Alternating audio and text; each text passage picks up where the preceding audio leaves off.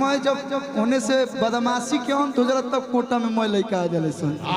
कि लइकी न लटाई गर सारा फुहाई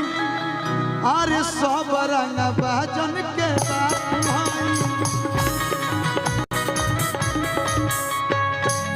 लेकिन एगो लइकवा प्यार कैले बा लइकिया रोज ओकरा के पूर्वक बनावतिया कबो कहतिया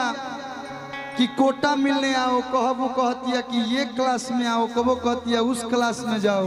तो लइकवा कहता कि खाली मैसेज पर मैसेज भेजेलू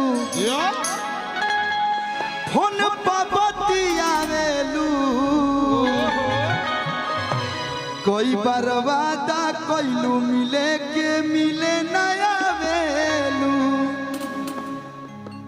ये गाना आप लोग सुने होंगे आजकल इंस्टाग्राम का ट्रेंड चल रहा है तो ये सब गाना ट्रेंडिंग में है। हाय मैं हमारे भाई कहते हमने की